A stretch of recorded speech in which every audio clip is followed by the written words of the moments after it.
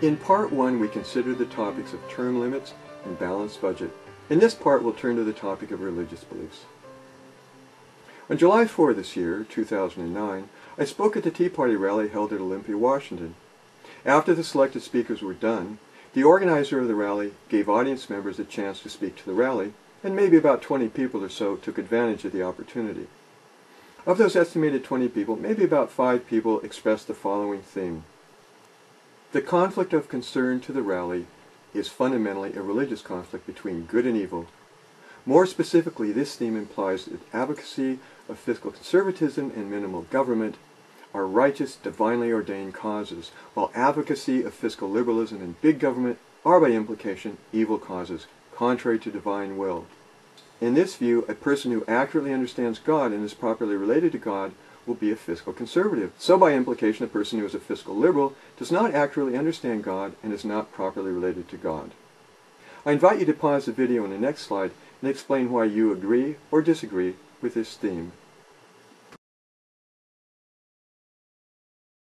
Well, as you no doubt know, fiscal liberalism has strong support from devout religious conservatives whose religious credentials are impeccable.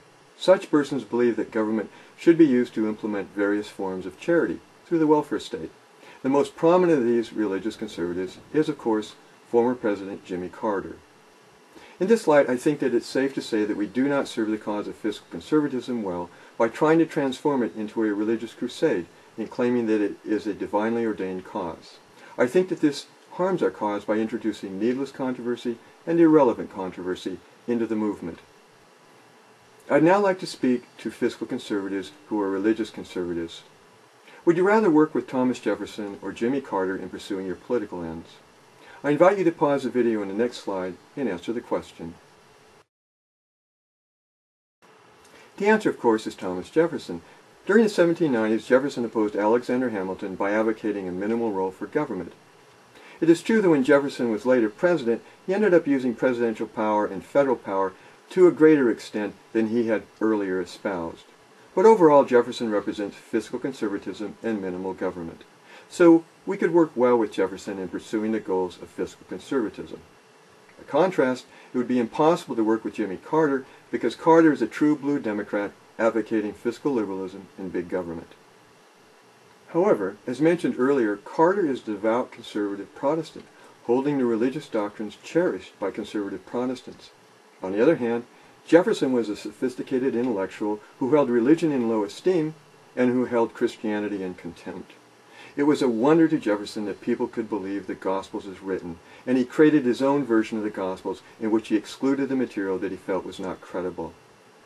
In conclusion, for fiscal conservatives who are religious conservatives, I think that it's important not to try to turn the movement for fiscal conservatism into a religious crusade in which we claim that God is on our side and that our political opponents, as a result, are fighting against God. I think that this will harm our cause by introducing needless controversy and irrelevant controversy. The People's Amendment is the result of a theory of commerce and government that I developed, and this theory depends on no religious concepts. The theory should be as convincing to an atheist as to a devout Christian, and we should welcome all supporters no matter what their religious beliefs may be. May I summarize? The concerns of term limits, balanced budget, and religious beliefs do not serve the cause of fiscal conservatism. We need to focus on the fundamental problem and solve this problem by establishing a citizen-controlled ceiling on the price of government. We need to solve the fundamental problem by obtaining approval of the People's Amendment.